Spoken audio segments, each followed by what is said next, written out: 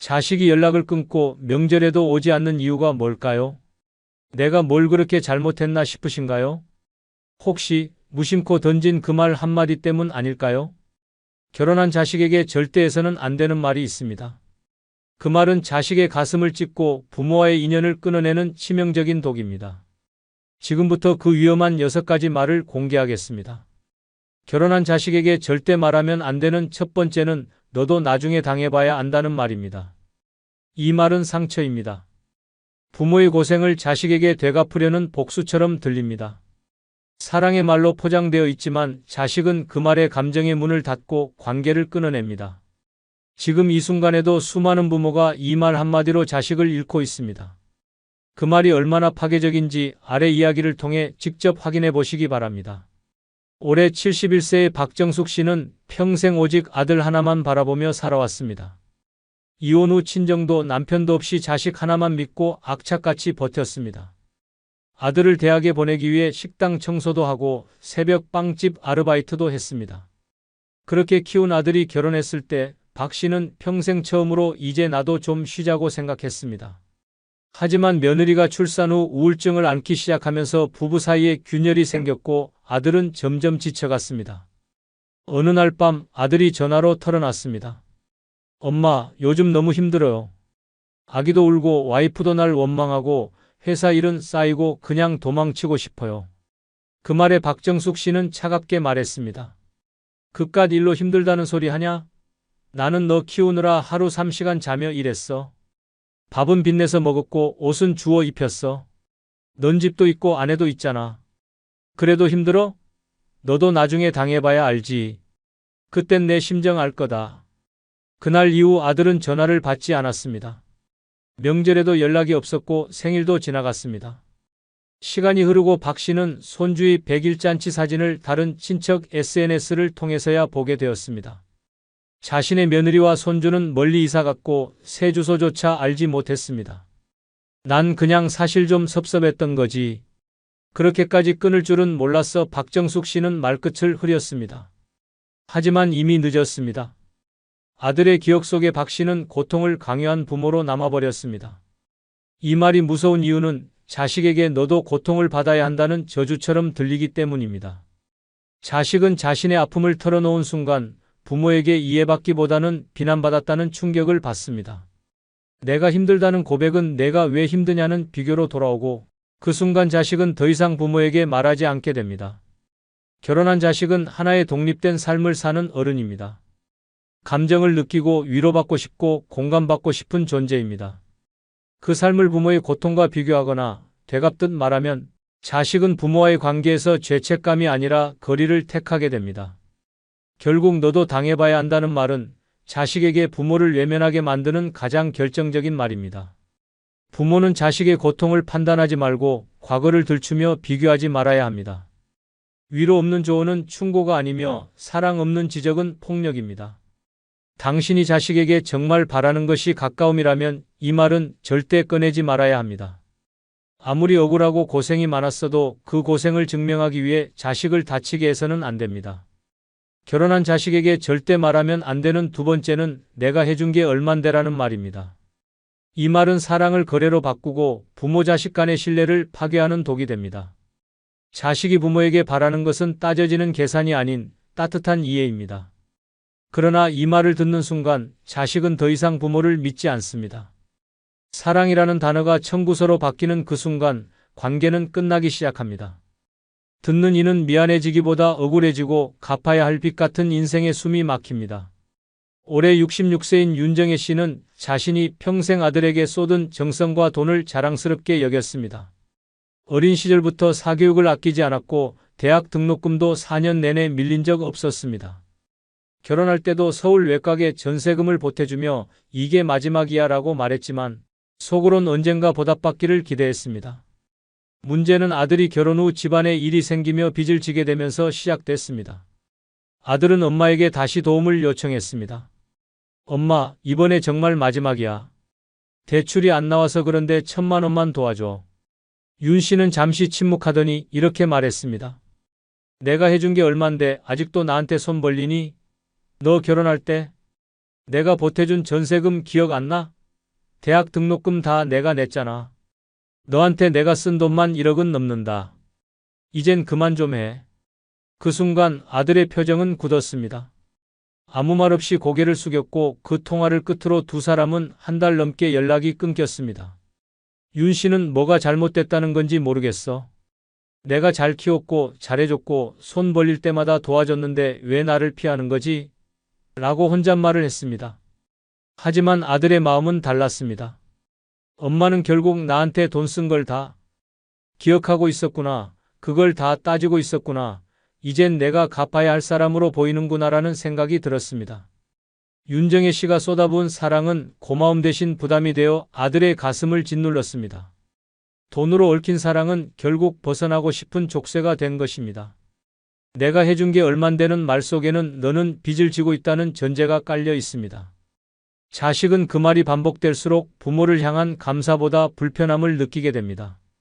결국 받은 만큼 갚아야 한다는 의무감이 지배하게 되고 부모를 더는 편하게 대할 수 없게 됩니다. 특히 결혼한 자식에게는 이 말이 치명적입니다. 이제는 한 가정을 꾸려야 하는 성인에게 부모가 사랑을 청구하면 그 청구서를 감당하기 위해 자식은 멀어질 수밖에 없습니다. 더는 약속도 대화도 피하게 되고 결국 부모는 내가 그렇게 해줬는데라는 외로운 후회를 남기게 됩니다. 사랑은 숫자로 따질 수 없습니다.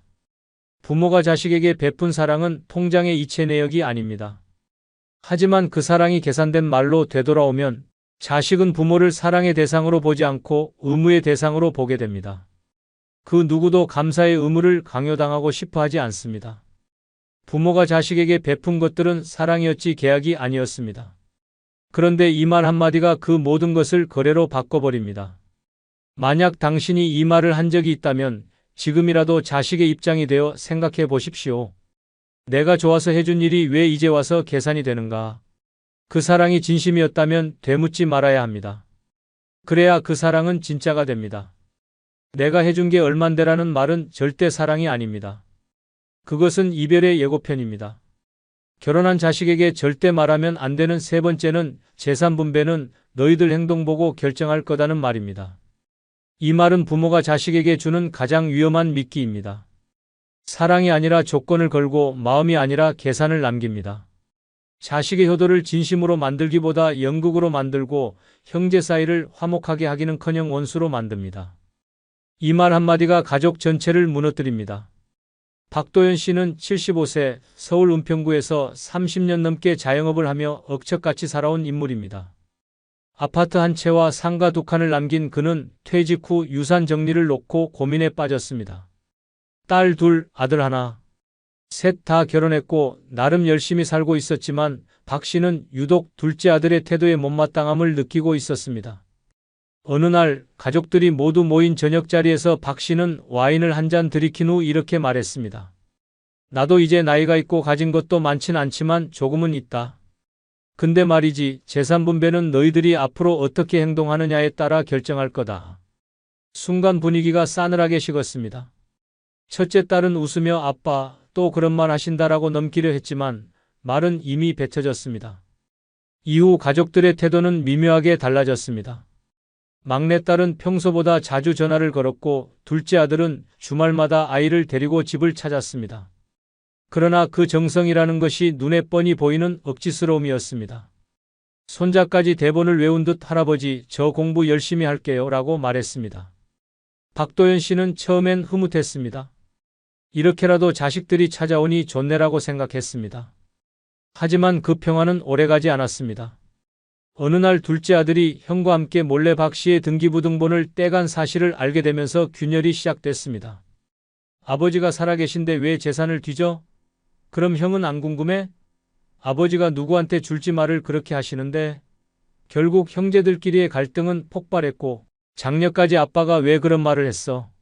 우리 다 분열되잖아. 라며 눈물까지 흘렸습니다. 결국 박 씨는 가족 단체방에서 이런 문자를 보냈습니다. 이젠 아무도 믿을 수 없다. 나 죽으면 변호사를 통해 알아서 처리될 거다. 그 문자가 보내진 이후 자식들은 그를 찾아오지 않았습니다. 전화도 줄었고 명절도 조용했습니다. 박 씨는 어느 겨울날 자신의 생일에 빈 거실을 바라보며 처음으로 후회했습니다. 그냥 가만히 있었으면 좋았을걸. 이 말이 잔인한 이유는 부모가 자식에게 조건부 사랑을 선언하는 것이기 때문입니다. 자식은 부모를 섬기는 것이 아니라 유산을 위한 경쟁을 시작하게 됩니다. 누가 더 자주 찾아오나, 누가 더 자라나가 사랑의 척도가 되는 순간, 가족은 끊임없는 비교 속에서 멍이 듭니다. 부모가 진정 자식을 사랑한다면 그 사랑을 조건으로 더럽혀서는 안 됩니다. 자식의 효심은 시험대가 아닙니다. 진짜 효도는 두려움과 의심이 아닌 존경과 애정에서 나옵니다. 유산은 가정의 마지막 선물이 되어야지 최후 통첩이 되어선 안 됩니다. 재산은 행동 보고 나눌 거다는 말은 가족의 중심을 흔드는 말입니다. 자식의 사랑을 돈으로 사려는 순간 부모는 혼자가 됩니다. 그리고 그 외로움은 단단하고 길게 남습니다. 결혼한 자식에게 절대 말하면 안 되는 네 번째는 재산은 네 형제한테 더 줄 거다는 말입니다. 이 말은 부모가 직접 자식들 사이에 벽을 세우는 선언입니다. 형제는 비교의 대상이 아니며 부모의 재산은 갈등의 이유가 되어서는 안 됩니다. 그런데 이 말 한마디가 형제를 갈라놓고 부모를 원망하게 만들며 평생 풀리지 않는 상처를 남깁니다. 부모가 사랑으로 뭉쳐놓은 자식들이 이 말 한마디에 서로 등을 돌립니다. 올해 70세인 김선태 씨는 두 아들을 두고 있습니다. 큰아들 정우는 고지식하고 성실하지만 말수가 적고 둘째 아들 정우는 활달하고 표현이 많은 편입니다. 김 씨는 평소 정우가 자주 찾아오고 살갑게 대하는 모습에 마음이 가곤 했습니다. 어느 날 김 씨는 감기에 걸려 병원에 입원하게 되었고 그 소식을 들은 두 아들은 병문안을 다녀갔습니다. 문제는 그 다음 주말 병실에서 우연히 꺼낸 한마디에서 시작됐습니다. 정우야, 너는 평소에도 엄마 아빠 잘 챙기잖아. 재산은 당연히 내가 더 가져야지. 정훈이한테는 뭐 알아서 살겠지. 이 말을 우연히 병실 문 앞에서 들은 건 정훈이었습니다. 사과도 해명도 없이 돌아가는 형의 뒷모습을 김선태 씨는 보지 못했습니다. 그날 이후 정훈은 부모에게 연락을 끊었습니다. 명절에도 얼굴을 비추지 않았고 조카의 생일에도 아무런 메시지조차 보내지 않았습니다. 김 씨는 정우에게 불편한 기색을 내비쳤습니다. 내 형이 왜 이렇게 멀어진 건지 모르겠다. 정우는 말없이 고개만 끄덕였습니다. 하지만 속으로는 알고 있었습니다. 아버지의 그 말이 형에게 얼마나 깊은 상처였는지를. 6개월 후 김 씨는 등기 이전을 앞두고 형제 두 사람을 불렀습니다. 그 자리에 정우는 나타나지 않았습니다. 대신 변호사를 통해 상속 포기서 한 장이 도착했습니다. 거기엔 단 한 줄 가족이 아닌 사람과 나눌 유산은 의미 없습니다라는 문장이 적혀 있었습니다. 김 씨는 충격을 받았습니다.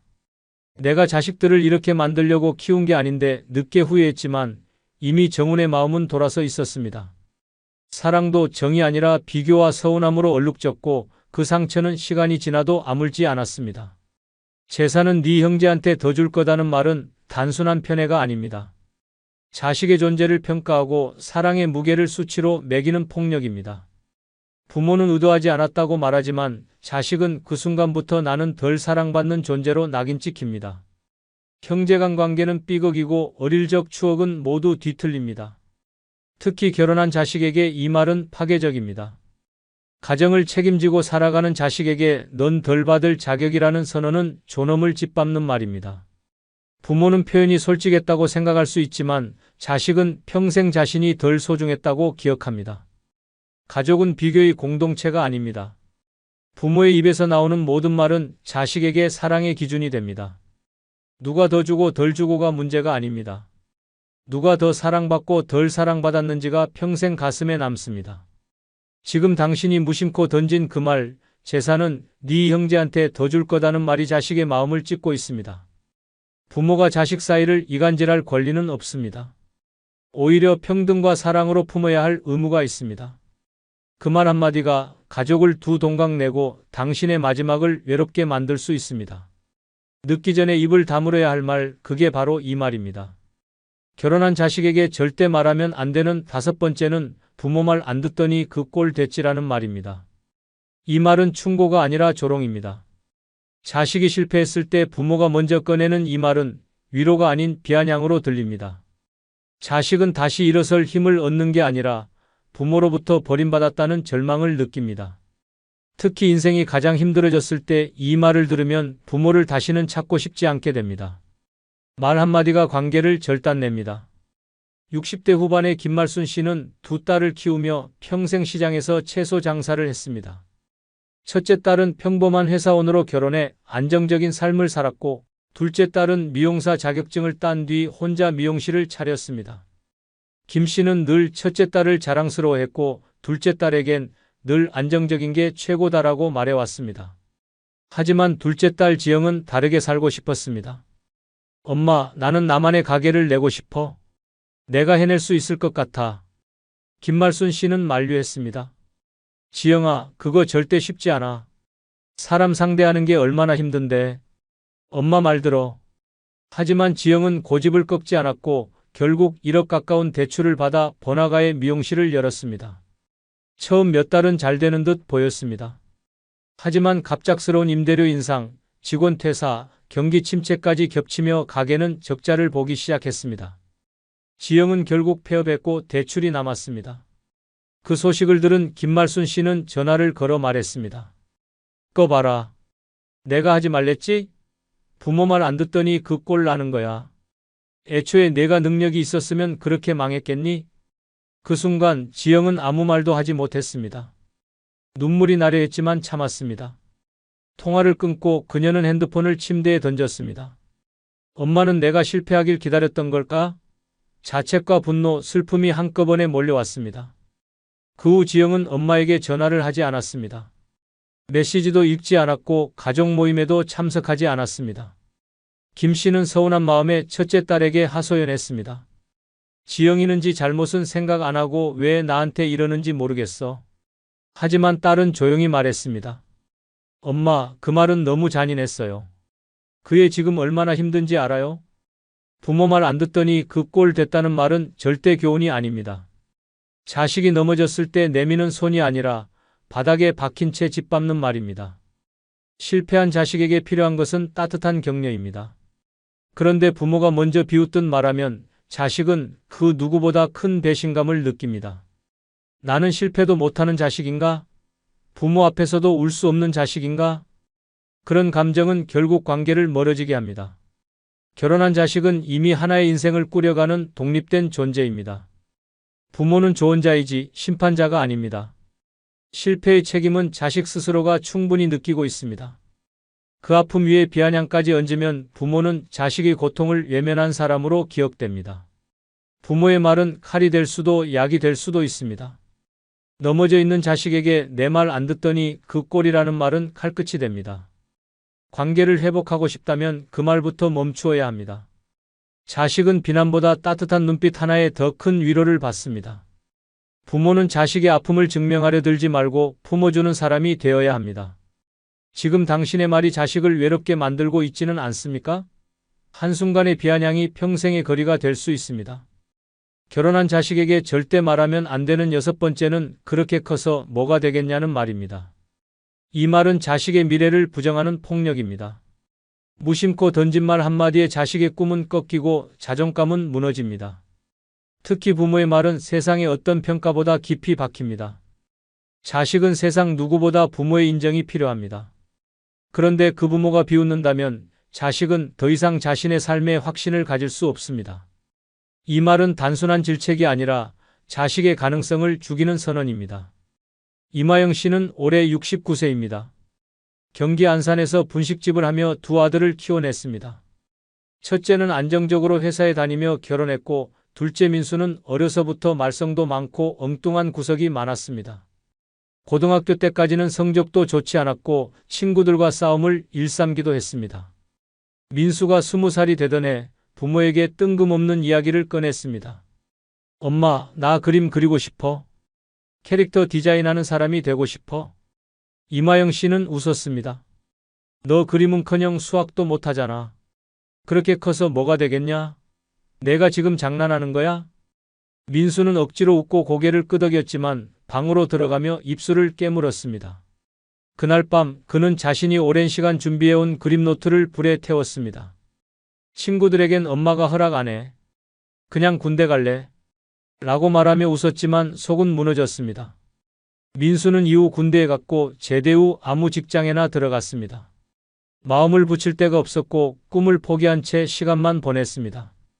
시간이 흘러 민수는 결혼했지만 늘 자신이 부족하다고 느끼며 살아갔습니다. 어느 날 아내와 말다툼을 하던 중 이렇게 말했습니다. 나도 하고 싶은 게 있었어. 근데 우리 엄마가 그랬어. 그렇게 커서 뭐가 되겠냐고. 그때부터 나는 그냥 안 되는 사람인 줄 알았어. 그 말을 들은 아내는 멍하니 민수를 바라봤습니다. 그토록 밝고 천진했던 남편이 어릴 적 부모의 한마디에 갇혀 지금까지도 자신을 용서하지 못하고 있었다는 사실에 충격을 받았습니다. 이마영 씨는 손주의 생일에 오랜만에 아들의 집을 방문했습니다. 민수는 어색하게 웃으며 어머니를 맞았고 케이크를 자르며 조용히 말했습니다. 엄마, 나 아직도 그 말이 생각나요. 그렇게 커서 뭐가 되겠냐, 그거 아직도 잊히질 않아요. 이마영 씨는 말이 막혔습니다. 자신은 그저 아이가 엇나가지 않길 바랐던 것뿐이라고 생각했지만 그 말이 아들의 인생 전체를 감옥처럼 가뒀다는 사실을 몰랐습니다.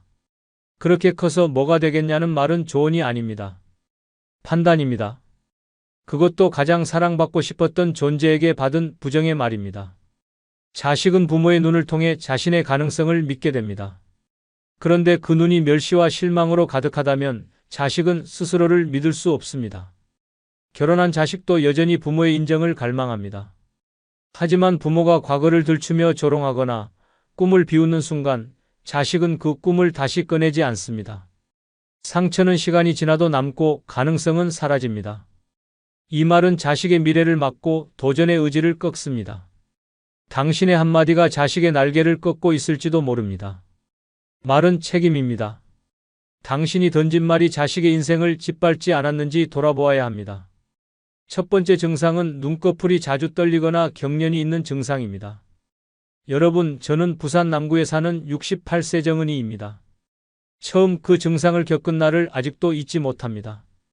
거울을 보다가 이상하게 왼쪽 눈이 미세하게 덜덜 떨리는 게 느껴졌습니다. 눈밑이 파르르 떨리더니 몇 초 후엔 멈췄습니다. 그땐 그냥 피곤해서 그러겠거니 했습니다. 그런데 이상하게도 그 다음 날도 그 다음 주도 그 다음 달까지도 반복됐습니다. 처음엔 하루에 한두 번이었는데 점점 빈도가 늘어났습니다. 밥을 먹다가 뉴스를 보다 말고 사람과 이야기하는 중에도 불쑥불쑥 눈꺼풀이 떨리기 시작했습니다. 이상한 건 눈꺼풀만 떨리는 게 아니라 가끔은 얼굴 근육까지 당기는 느낌이 들었고 눈 주위에 묵직한 압박감도 함께 찾아왔습니다. 스트레스가 심해서 그럴 수도 있어요. 마그네슘이 부족한가 보죠. 이런 말들을 들으며 그냥 넘겼지만 어느 날부터는 눈이 스스로 깜빡거리는 느낌, 그리고 눈을 감았다가 제대로 못 뜨는 순간까지 오면서 저는 심각성을 깨달았습니다. 병원을 찾았습니다. 신경과 전문의는 말했습니다. 이건 단순한 눈꺼풀 떨림이 아닙니다. 안면 신경의 과흥분 상태가 반복되면서 중추신경계에 무리가 오고 있습니다. 뇌신경계 이상, 특히 파킨슨 증후군, 안면경련 증후군, 초기 신경계 퇴행 가능성도 고려해야 합니다. 그 말을 듣는 순간 전 온몸에 소름이 돋았습니다. 단순히 스트레스인 줄 알았던 눈꺼풀 떨림이 사실은 뇌와 신경계가 보내는 위험 신호였던 겁니다. 더욱 무서운 건 이 증상이 지속되면 3년 내로 말초 신경장애, 안면마비, 심지어 뇌졸중 위험까지 증가한다는 사실이었습니다. 많은 사람들은 이 증상을 그냥 넘깁니다. 눈밑 떨리는 거야 흔한 일이지, 피곤해서 그런 거겠지라고 생각하며 무시합니다. 하지만 뇌는 무너지기 전에 반드시 신호를 보냅니다. 그게 바로 눈꺼풀이라는 작은 근육을 통해 보내는 신경계의 경고음인 것입니다. 눈꺼풀이 자주 떨린다는 건 뇌의 피로가 한계에 다다랐다는 뜻입니다. 신경 전달 물질의 균형이 무너지고 뇌혈류 공급이 불안정하며 눈과 얼굴 근육을 관장하는 뇌신경이 비정상적으로 흥분 상태에 있다는 것입니다. 이 증상이 반복되면 뇌기능 저하, 집중력 감퇴, 기억력 문제, 심지어 감정 조절까지 영향을 미치게 됩니다. 이후 저는 생활을 완전히 바꿨습니다. 잠을 충분히 자고 카페인 섭취를 중단했으며 오메가3와 마그네슘이 풍부한 음식을 섭취하기 시작했습니다. 스마트폰 사용 시간을 줄이고 매일 일정한 시간에 산책하며 뇌에 휴식을 주는 생활 습관을 들였습니다. 그 결과 눈꺼풀 떨림의 빈도는 점점 줄어들었고 일상에 다시 안정이 찾아왔습니다. 눈꺼풀이 파르르 떨리는 그 순간 당신의 뇌가 보내는 신호에 귀 기울이십시오. 단순한 근육의 움직임이 아닙니다. 그건 당신의 신경계가 무너지고 있다는 경고입니다. 그 증상을 가볍게 여긴다면 3년 안에 건강은 돌이킬 수 없는 수준으로 나빠질 수 있습니다. 당신의 뇌는 지금 쉬고 싶어 하고 있습니다. 절대 그 목소리를 외면하지 마십시오. 두 번째 증상은 작은 충격에도 멍이 쉽게 생기고 잘 없어지지 않는 증상입니다. 여러분, 저는 충청남도 아산에 사는 72세 유정혜입니다. 지금 제 몸에 벌어지고 있는 이 일은 누구에게라도 닥칠 수 있는 일이라는 걸 꼭 알려드리고 싶습니다. 처음엔 그저 멍 하나였습니다. 큰 사고도 없었고 어딘가에 심하게 부딪힌 기억도 없었지만 어느 날 무릎 안쪽에 푸르스름한 멍이 생겨 있었습니다. 그냥 부딪혔겠지 하고 넘겼습니다. 하지만 이상했습니다. 멍이 쉽게 사라지지 않았고 오히려 색이 더 짙어졌습니다. 며칠 후 장을 보다가 손잡이에 팔이 스쳤는데 그 자리에 또 멍이 생겼습니다.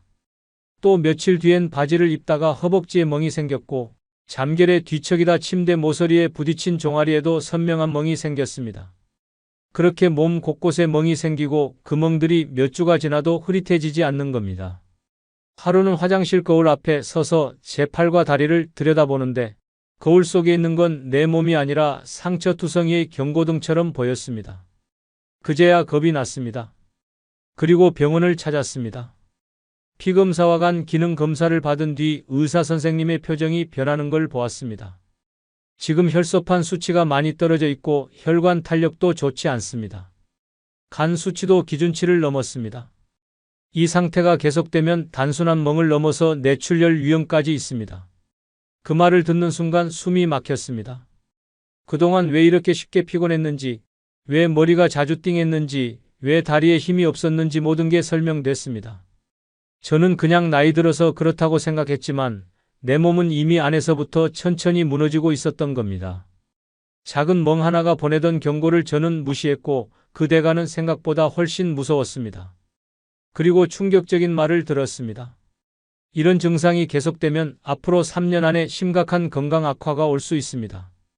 이건 단순히 피부의 변화가 아니라 혈관, 간, 면역체계, 순환기능 전체가 무너지고 있다는 신호입니다. 그 순간 저는 깨달았습니다. 지금 내 몸이 보내는 신호를 무시하면 다음엔 더 큰 고통이 올 수 있다는 것을, 병이란 게 그렇게 시작된다는 걸 늦게서야 알았습니다. 집으로 돌아와서 거울을 다시 봤습니다. 그리고 다짐했습니다. 내가 내 몸을 지키지 않으면 누구도 대신해주지 않는다. 그날부터 저는 음식을 바꿨습니다. 항산화 음식, 간에 좋은 음식, 혈관을 튼튼하게 하는 식단을 챙기고 하루에 물을 1.5리터 이상 마시기 시작했습니다.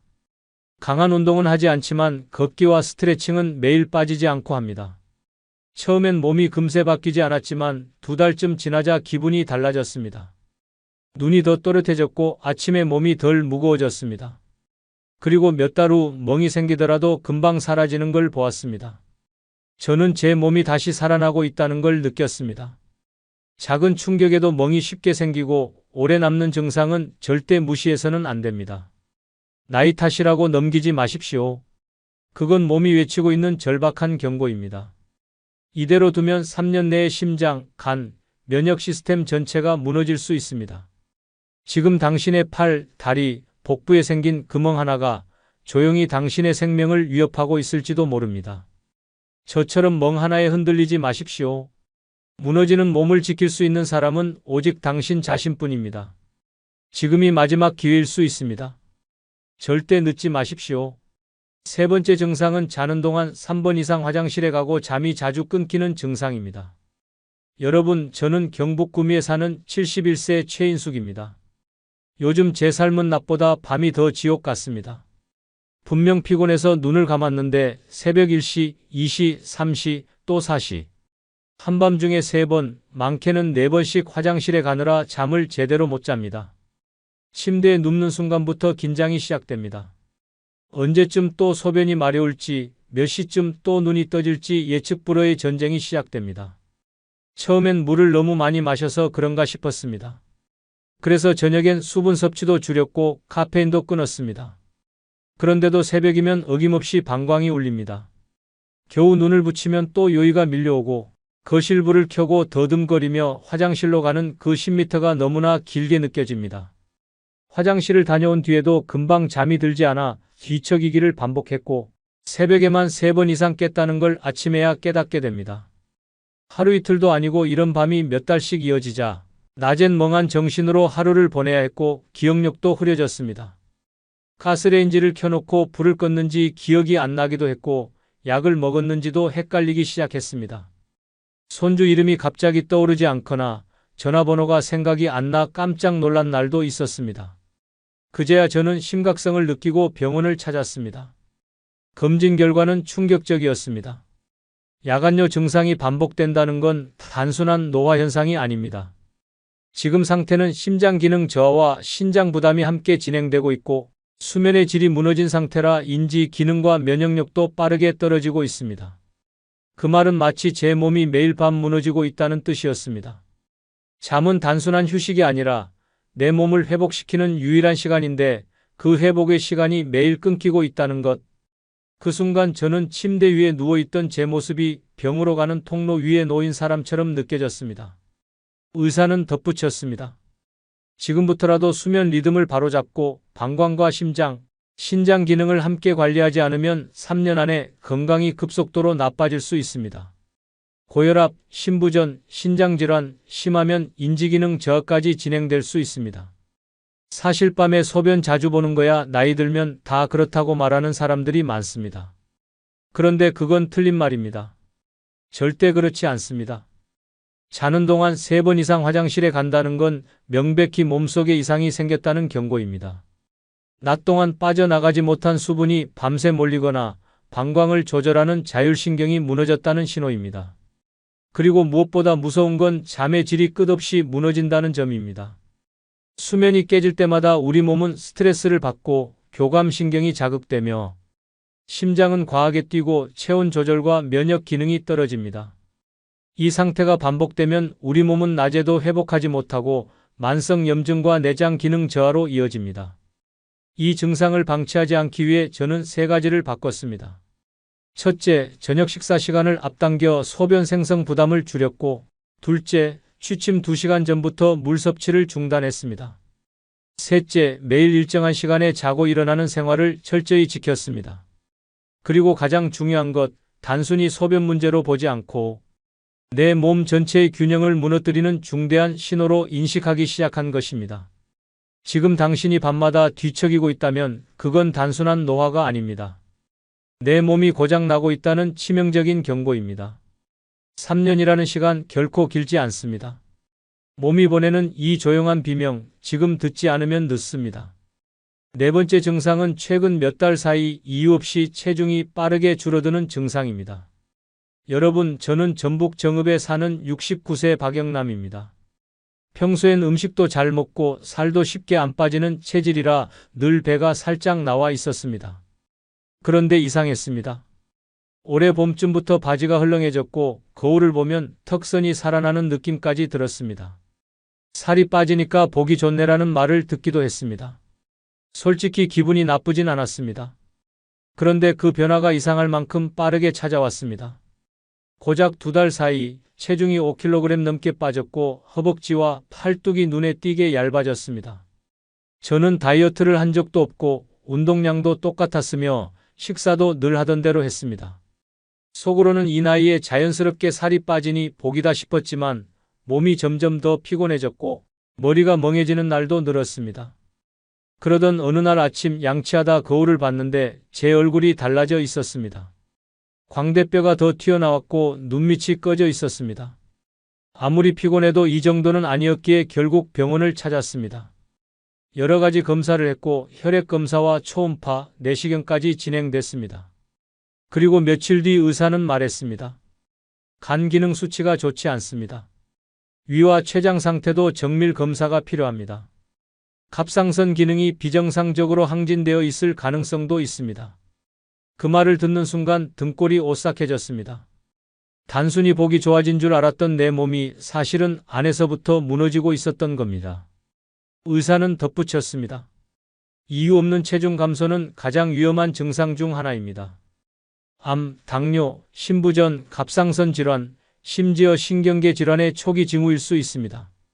지금 바로 다잡지 않으면 1년 내 더 심각한 진단이 나올 수 있습니다. 생각해보면 살이 빠지기 시작할 무렵부터 식욕도 조금 줄었고 자고 나도 개운하지 않았습니다. 변비가 생겼다가 설사로 바뀌는 이상한 패턴도 반복됐습니다. 모든 걸 나이 탓이라 넘겼지만 사실은 내 몸이 비명을 지르고 있었던 겁니다. 살이 빠진다는 건 몸이 스스로를 태우고 있다는 신호입니다. 음식으로 들어오는 에너지보다 몸이 더 많이 에너지를 써야 할 정도로 긴장된 상태일 때 이런 현상이 나타납니다. 당뇨가 진행되면 근육과 지방을 태워 체중이 줄고 암세포가 생기면 정상세포의 영양을 빼앗으며 살이 빠지기 시작합니다. 간이나 췌장, 갑상선에 이상이 생기면 대사 기능이 비정상적으로 가속화되며 체중이 줄고 이는 곧 면역력 저하, 골다공증, 빈혈, 탈수까지 연쇄적으로 이어집니다.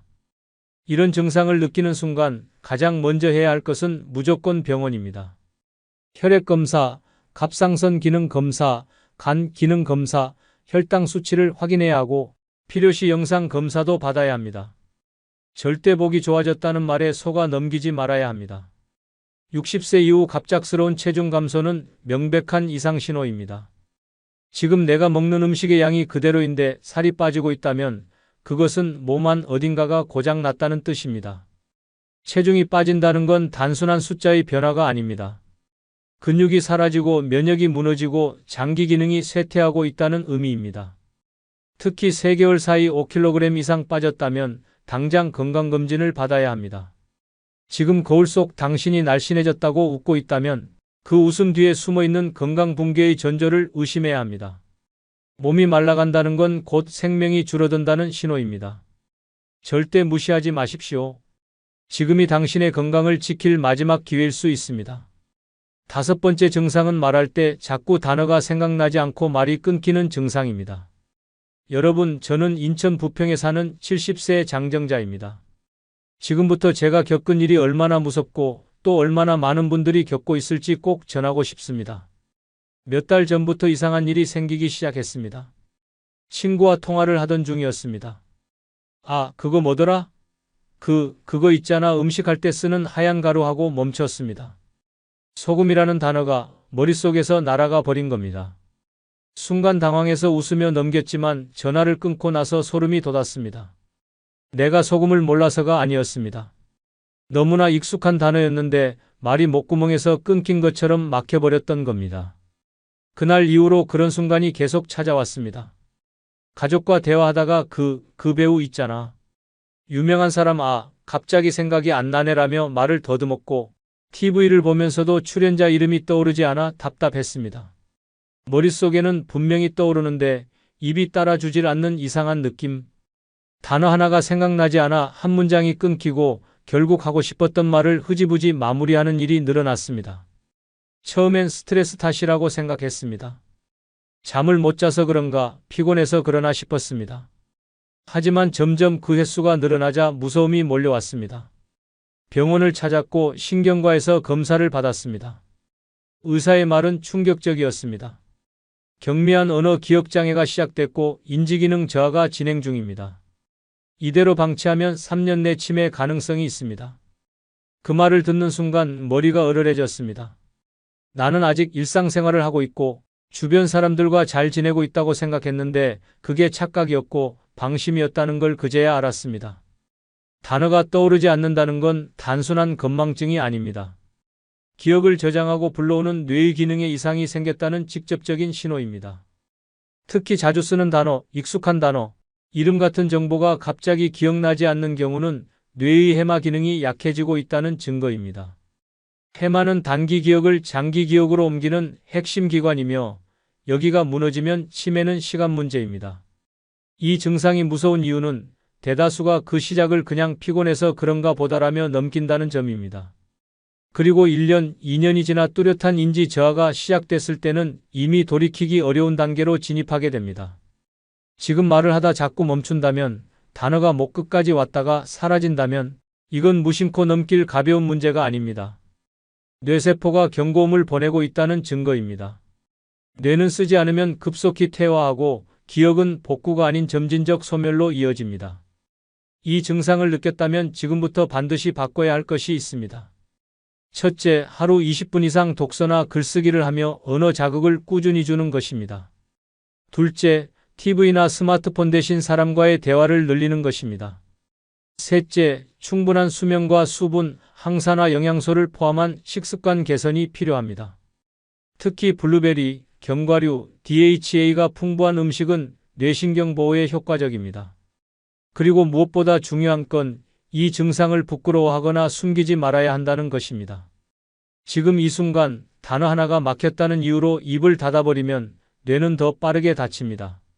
말이 끊긴다는 건 기억이 끊기고 있다는 증거입니다. 지금이 바로 그 끊어지는 고리를 붙잡을 마지막 기회일 수 있습니다. 당신의 입이 멈췄다면 그건 뇌가 당신에게 보내는 긴급 경고입니다. 이 작은 징후 하나가 3년 후 당신 인생 전체를 바꿔놓을 수 있습니다. 여섯 번째 증상은 숨을 쉬기만 해도 가슴이 답답하고 숨이 턱 막히는 증상입니다. 여러분, 저는 경남 진주에 사는 70세 서정분입니다. 지금 제 얘기를 듣는 분들 중에 누군가는 분명 저와 비슷한 증상을 겪고 있을 겁니다. 하지만 대부분은 그걸 그냥 넘기고 있을 겁니다. 저도 그랬으니까요. 처음엔 그저 요즘 좀 숨이 가쁘네 정도였습니다. 무거운 장을 들고 계단 몇 칸만 올라가도 가슴이 답답했고 빨래를 개다가도 가슴이 뻐근했습니다. 피곤해서 그런 줄만 알았습니다. 날씨 때문일까 싶어 창문을 열어봤지만 공기와 상관없이 숨이 막히는 느낌은 점점 심해졌습니다. 더 심각했던 건 가만히 앉아 있어도 갑자기 숨이 턱 막히는 순간이 찾아온다는 점이었습니다. 어느 날 아침이었습니다. 식탁에 앉아 물을 한 잔 마시는데 갑자기 숨이 확 막히는 느낌이 들며 가슴이 콱 조여들었습니다. 마치 눈에 보이지 않는 거대한 손이 제 가슴을 움켜쥔 듯 했습니다. 잠깐이면 괜찮아지겠지 했지만 10분이 지나도 진정되지 않았습니다. 그날 병원을 찾지 않았다면 지금 이 글을 쓰고 있지 못했을지도 모릅니다. 병원에서 심전도 폐기능 검사, 피검사까지 한참을 검사한 끝에 들은 말은 충격이었습니다. 심장이 약해지고 있고 폐활량도 매우 떨어져 있습니다. 이대로 두면 심부전 가능성도 충분히 있습니다. 이미 산소 포화도 수치가 평균 이하로 내려가 있습니다. 그 말 한마디가 제 숨통을 완전히 끊는 것 같았습니다. 그냥 숨이 좀 찼다는 정도로 넘겼던 증상이 사실은 제 생명줄이 무너지고 있다는 경고였던 겁니다. 숨이 차고 가슴이 답답한 증상은 단순한 피로가 아닙니다. 노화 때문만도 아닙니다. 그건 심장과 폐, 순환기계가 동시에 고장나고 있다는 조용한 비명입니다. 특히 숨이 쉬기만 해도 불편하다는 건 위험의 최전선에 도달했다는 뜻입니다. 심장이 충분한 혈액을 내보내지 못하면 산소가 전신에 제대로 공급되지 않고 폐가 제 기능을 못하면 얕은 호흡으로 생존을 버텨야 합니다. 그 상태가 지속되면 결국 일상생활도 어렵고 심각한 호흡곤란으로 발전합니다. 이 증상을 겪으며 제가 가장 후회한 건 초기 경고음을 무시한 것이었습니다. 처음 숨이 차기 시작했을 때 병원을 갔더라면, 처음 가슴이 조이는 느낌이 왔을 때 검사를 받았더라면 지금보다 훨씬 건강하게 살 수 있었을 겁니다. 숨이 막히는 증상이 생기면 가장 먼저 해야 할 건 즉시 병원을 찾는 일입니다. 심장 초음파, 폐기능 검사, 혈액 검사, 산소 포화도 측정을 통해 내 몸의 현재 상태를 정확히 파악해야 합니다. 그리고 그 결과에 따라 식습관, 운동, 스트레스를 조절하는 것이 반드시 필요합니다. 특히 짠 음식, 기름진 음식, 알코올, 흡연은 즉시 멀리해야 합니다. 저는 지금도 매일 아침 스트레칭을 하고 짧은 산책을 하며 폐활량을 유지하려 노력합니다. 나트륨 섭취를 줄이고 물을 자주 마시고 잠자기 전엔 깊은 복식 호흡을 하며 호흡을 안정시킵니다. 자식 키우느라 가진 돈 다 썼다. 남편 병원비로 다 날렸다. 이 나이에 내가 돈 써서 뭐해? 이 말들을 입에 달고 사는 순간 당신은 늙은 것이 아닙니다. 이미 자신을 포기한 사람입니다. 노년의 외로움을 가장 깊게 만드는 원인은 혼자 있음이 아니라 나조차 나를 챙기지 않는 무관심입니다. 더 비극적인 건 가진 돈이 있음에도 불구하고 나를 위해 쓰지 못하고 쓰지 않는 데 익숙해진 삶입니다. 그러는 사이 남는 건 외로움뿐입니다. 서울 양천구에 사는 71세 김분자 씨는 그렇게 외로움에 갇혀있던 사람이었습니다. 평생 시장 좌판을 지키며 자식 셋을 대학까지 보냈고 남편 병간호에 남은 노후 자금까지 쏟아부었습니다. 어느 날 거울을 보다 눈물이 쏟아졌습니다. 얼굴은 쭈글쭈글, 머리는 뿌옇고 손톱은 갈라져 있었습니다. 나는 누구지? 그냥 누구 엄마로만 살다가 끝나는 건가? 그날 그는 용기를 내 백화점으로 향했습니다. 그리고 인생 최초로 나를 위한 화장품을 샀습니다. 48,000원짜리 립스틱 하나. 계산할 때 손이 부들부들 떨렸고 내가 미쳤지 하는 마음도 들었습니다. 하지만 그 립스틱을 바르고 거울을 본 순간 김 씨는 중얼거렸습니다. 그래, 나도 아직 여자다. 이후 그의 하루는 달라졌습니다. 혼자서도 카페에 가고 꽃집에 들러 좋아하는 3개의 국화를 샀습니다. 월세 내듯 매달 10만 원을 나만을 위한 계좌에 따로 넣기 시작했습니다. 기분이 가라앉는 날엔 그 돈으로 자신을 초대했습니다. 영화관, 목욕탕, 북카페. 혼자라서 쓸쓸한 게 아니라 나를 위해 돈을 안 써서 외로웠던 거였어. 김 씨의 변화는 놀라웠습니다. 건강도 눈에 띄게 좋아졌고 표정은 부드러워졌으며 주변에서도 요즘 참 환해졌다고 말했습니다. 노년의 외로움을 없애는 첫 번째 방법은 나를 위해 돈을 쓰는데 주저하지 않는 것입니다. 많은 이들이 자식에게, 손주에게 혹은 세상의 눈치를 보며 끝끝내 자신에게 돈을 쓰는 걸 죄처럼 여깁니다. 하지만 명심해야 할 것은 남에게 쓰는 돈은 책임이고 나에게 쓰는 돈은 존엄이라는 사실입니다. 자식에게 수백만 원 드리면서도 내 얼굴 주름을 위한 크림 하나 사는 건 망설이고 손주 옷 사는 데는 아낌이 없으면서 내 속옷 하나는 몇 년째 그대로라면 그건 외로움을 자초하는 삶입니다. 내가 나를 소중히 여기지 않으면 세상 누구도 나를 귀하게 대하지 않습니다. 돈은 관계를 지탱할 수도 있지만 무너진 자존감을 되살리는 유일한 도구가 되기도 합니다. 작은 소비가 삶을 바꿉니다. 내게 어울리는 머리핀 하나, 따뜻한 밥 한 끼, 이름이 적힌 명찰, 나만을 위한 티셔츠. 이 사소한 것들이 바로 외로움의 틈을 메우는 진짜 위로입니다. 나를 위한 소비는 사치가 아니라 생존입니다. 더 이상 아끼지 마십시오. 남을 위해 살았던 지난 세월에 대한 보상은 오직 나만이 해줄 수 있습니다. 이제는 내 인생의 주인으로 살아야 할 시간입니다. 돈은 아직 남았는데 시간이 얼마 없다면 지금 당장 나에게 써야 합니다. 그게 노년의 외로움을 이기는 첫 번째이자 가장 강력한 방법입니다. 매일 통화하던 친구가 어느 날 갑자기 전화를 받지 않습니다. 카톡에 익십만 4일째 이유도 모른 채 잠이 오질 않습니다. 관계를 붙잡고 싶지만 나만 매달리는 것 같아 더 외롭습니다. 노년의 외로움은 혼자 있어서 생기지 않습니다. 애써 유지하려 했던 관계가 무너질 때 그 허탈함이 외로움을 낳습니다. 더 끔찍한 건 나를 지치게 만들고 상처 주는 관계에 매달리는 것입니다. 외롭지 않으려고 했던 선택이 결국 나를 더 깊은 외로움의 구덩이로 밀어 넣습니다. 67세 김모 씨는 30년 지기 친구와 하루도 빠짐없이 연락하며 살았습니다. 혼자 사는 두 사람이었기에 서로의 외로움을 덜어주는 존재가 되어 주었습니다. 하지만 시간이 갈수록 친구는 점점 이기적으로 변해갔습니다. 김 씨의 얘기는 듣지도 않고 늘 자신의 불평만 쏟아냈습니다. 모임에 같이 가자고 해놓고는 일방적으로 약속을 취소하고 김 씨가 아프다고 말해도 그 나이에 뭐 다 그렇지라며 대수롭지 않게 넘겼습니다. 김 씨는 서운함이 쌓여도 꾹 참았습니다. 그래도 이 나이에 이 사람이라도 있어야지라는 생각에 자존심도 접었습니다. 그런데 어느 날 친구가 자식 집으로 들어가며 앞으로는 전화 자주 못 받을 것 같아라는 말을 남기고는 연락을 끊었습니다. 그날 밤 김 씨는 처음으로 홀로 밥을 먹었습니다. 숟가락이 입에 들어가지 않았습니다. 그런데 며칠이 지나고 나니 오히려 이상하게 가벼웠습니다. 매일 받던 전화를 기다리지 않아도 되고 기분 나쁜 말을 듣지 않아도 되었습니다. 그제야 깨달았습니다. 나는 외로운 게 아니라 나를 힘들게 하는 관계에 붙잡혀 있었던 것임을. 노년의 외로움을 없애는 두 번째 방법은 관계에 매이지 않는 자유를 선택하는 것입니다. 세상이 말합니다. 노인은 관계가 생명이다. 하지만 모든 관계가 생명을 살리진 않습니다. 오히려 독이 되는 인연, 피곤한 만남, 의무적인 전화 한 통이 당신의 정신을 갉아먹습니다. 나를 소모시키는 사람과의 관계를 억지로 이어가는 건 외로움보다 더 깊은 고통입니다. 관계를 놓는 건 버림이 아닙니다. 선택입니다.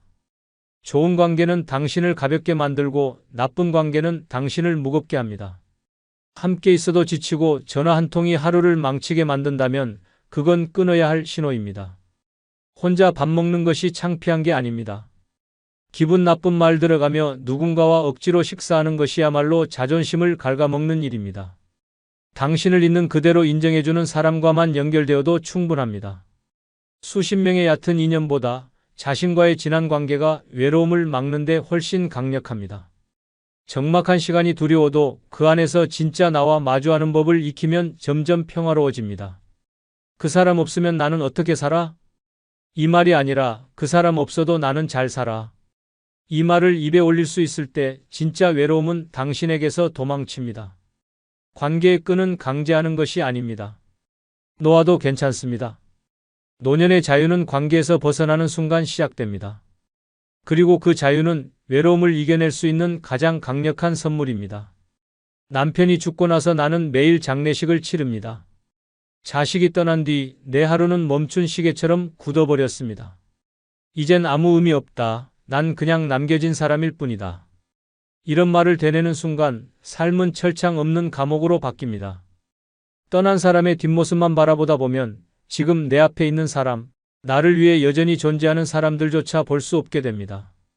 그 결과 관계는 끊기고 내 안엔 텅 빈 고독만 남습니다. 가장 무서운 외로움은 이미 곁에 있는 사람을 못 보고 없는 사람만 그리워할 때 생깁니다. 부산에 사는 74세 박봉래 씨는 남편과 45년을 함께 살았습니다. 때로는 미웠고 때로는 싸웠지만 아침에 눈 뜨면 맞은편에 그 사람이 있다는 사실 하나만으로 위안이 되던 시절이었습니다. 하지만 3년 전 남편이 암으로 세상을 떠났고 그날 이후 박 씨의 삶은 그대로 정지됐습니다. 밥을 할 이유도 외출할 이유도 사라졌고 그는 남편이 쓰던 방 한쪽에 앉아 매일 사진만 바라봤습니다. 자식은 외국에 나가 살고 친척들도 다 연락이 끊긴 지 오래였습니다. 그러던 중 우연히 집 앞 경로당에서 복지사가 찾아와 말을 걸었습니다. 할머니 혼자 계시면 답답하시죠? 노래교실 한번 나오셔야죠. 처음에는 완강히 거절했습니다. 내가 무슨 노래야, 내 사람이 떠났는데. 하지만 복지사는 며칠에 한 번씩 찾아와 말을 걸고 김치도 놓고 갔습니다. 결국 미안한 마음에 한번 노래교실을 따라갔습니다. 그곳에는 자신과 똑같이 떠난 사람의 그림자에 갇혀있던 노인들이 있었습니다. 놀라운 건 그들도 웃고 있었다는 사실입니다. 누군가는 자식과 연락이 끊긴 지 10년이 넘었고 누군가는 남편의 제삿날도 잊어버릴 정도로 치매 초기였지만 그들은 함께 웃고 박수를 쳤습니다. 박 씨는 그날 이후 매주 2번씩 노래교실에 나가기 시작했습니다. 그러다 자신에게 수건을 챙겨주고 귤을 나눠주는 할머니가 있다는 걸 알게 됐습니다. 우리 집 근처인데 버스 같이 타요. 그렇게 시작된 인연은 몇 달 뒤 매일 아침 함께 시장 가는 사이로 바뀌었습니다. 어느 날 박 씨는 깨달았습니다. 내가 왜 그토록 떠난 사람만 붙잡고 있었지? 내 옆엔 이렇게 다정한 사람이 있었는데. 노년의 외로움을 없애는 세 번째 방법은 떠난 사람보다 내 곁에 남은 사람을 바라보는 것입니다. 죽은 사람은 돌아오지 않습니다. 떠난 자식은 각자의 삶을 살고 연락은 점점 줄어듭니다. 그들이 당신의 외로움을 책임져 주지 않습니다. 그럼에도 우리는 여전히 그들의 이름을 불러보며 사진을 꺼내보며 전화벨이 울릴까 귀를 세웁니다. 하지만 그 사이 당신을 위해 국 한 그릇을 나누는 이웃, 걱정된다고 문을 두드리는 복지사, 웃으며 인사해주는 시장 아주머니는 외면당합니다. 진짜 외로움은 이미 잃은 사람을 향해 감정을 퍼붓느라 지금 내 곁에 있는 온기를 외면할 때 생깁니다. 남은 인생은 죽은 이가 아니라 살아있는 이들과 함께 살아야 합니다. 죽은 남편, 떠난 자식은 더 이상 당신의 손을 잡아줄 수 없습니다. 하지만 지금 당신 곁의 사람은 손을 내밀면 잡아줄 수 있습니다. 지금 살아있는 이들과 눈을 마주치고 밥을 나누고 웃음을 지을 수 있다면 그게 진짜 위로이고 생명입니다. 떠난 이를 생각하며 흘린 눈물은 따뜻하지 않습니다. 하지만 내게 말을 걸어준 이웃의 목소리는 내가 살아있음을 느끼게 해줍니다. 사진 속 사람을 붙잡지 마십시오. 이미 그 사람은 당신의 기억 속에, 추억 속에 충분히 남아 있습니다. 이제는 눈을 돌려 지금 이곳에 남아있는 사람을 향해 따뜻한 시선을 보내야 할 때입니다. 지금 그 누구도 당신에게 손을 내밀어 주지 않는 것처럼 느껴진다면 혹시 당신이 먼저 외면하고 있는 것은 아닌지 돌아보아야 합니다. 노년의 외로움을 이기는 가장 강력한 처방은 내 곁에 있는 단 한 사람이라도 제대로 바라보는 일입니다. 바로 그 사람 덕분에 당신은 더 이상 외롭지 않을 수 있습니다. 그리고 바로 당신 자신도 누군가에 남아있는 사람이라는 사실을 잊지 마십시오.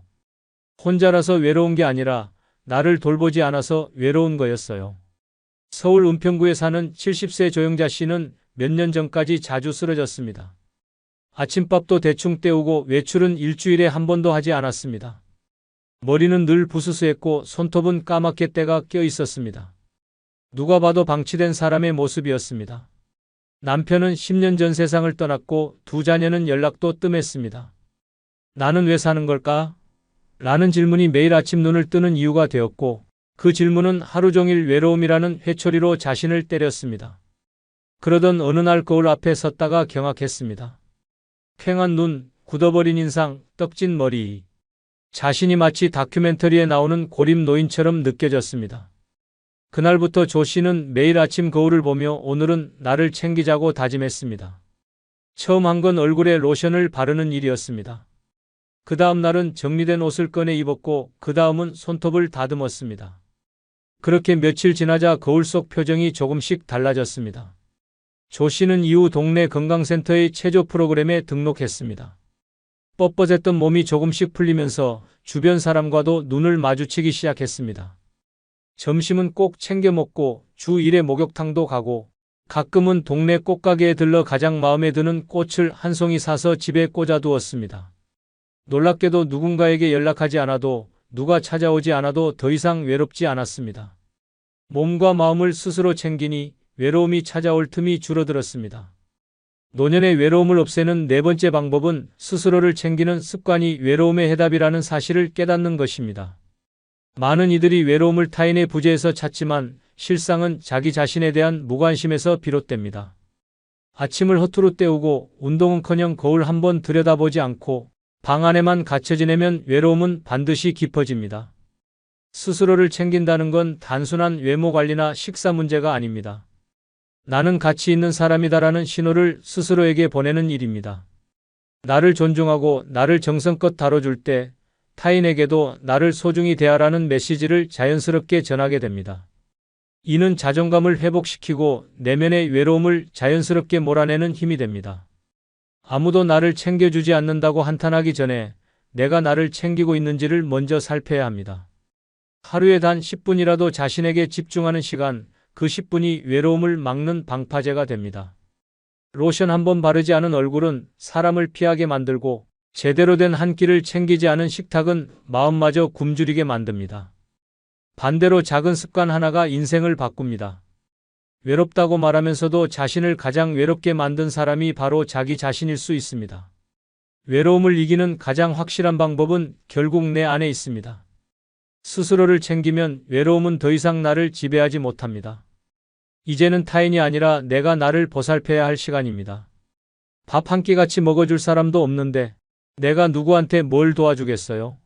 73세 이정임 씨는 남편과 사별한 후 10년 넘게 혼자 지냈습니다. 자식은 미국에 가서 명절마다 전화 한 통 오는 게 전부였습니다. 친구들은 병들거나 요양원에 가고 어느 순간 하루에 한마디도 말하지 않고 넘어가는 날이 많아졌습니다.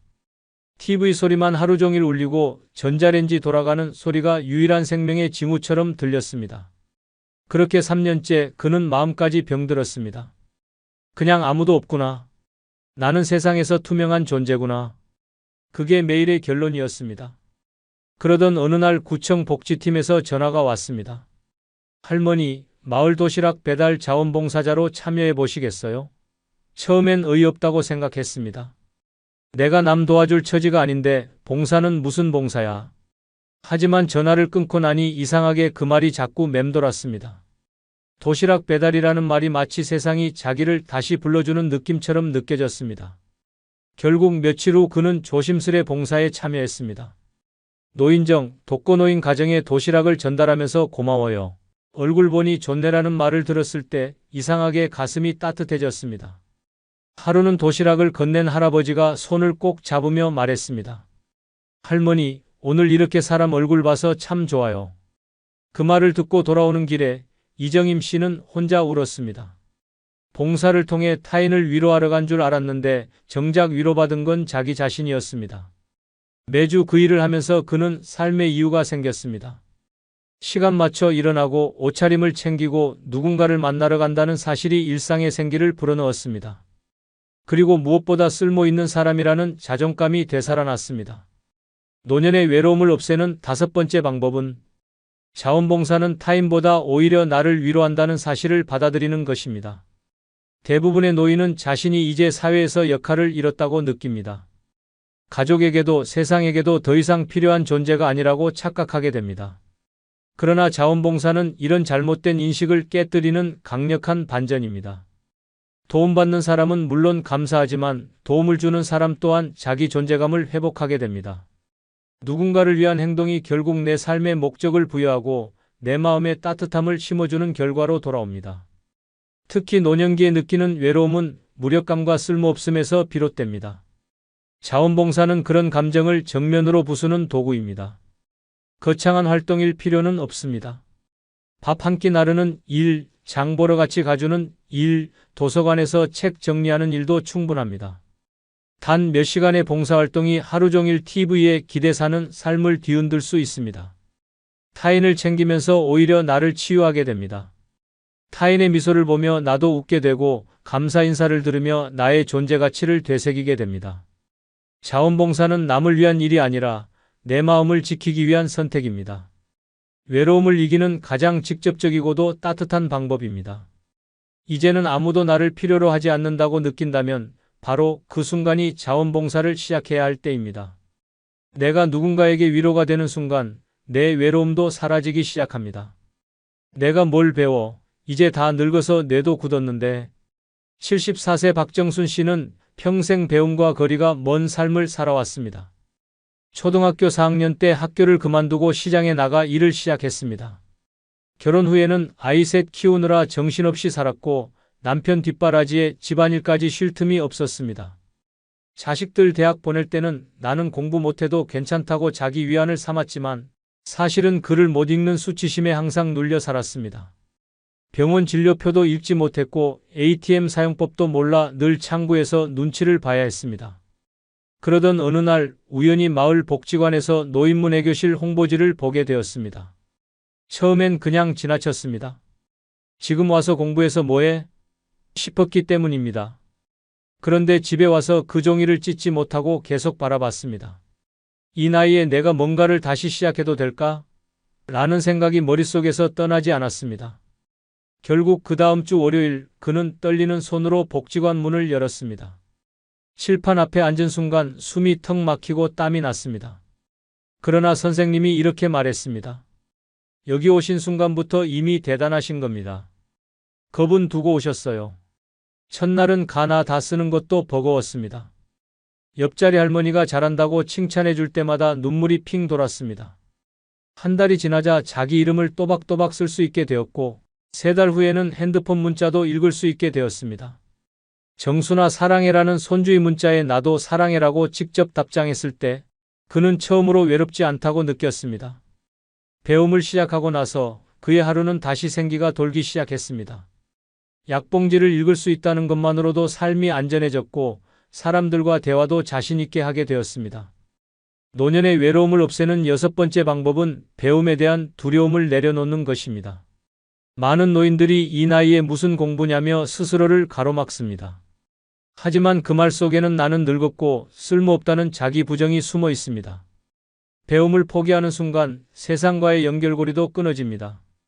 글을 몰라 TV 자막을 못 읽고 스마트폰을 몰라 가족과 연락이 끊기고 세상 흐름을 몰라 대화에 끼지 못하면 결국 사람은 점점 더 외롭고 고립됩니다. 배움은 단지 지식을 쌓는 것이 아닙니다.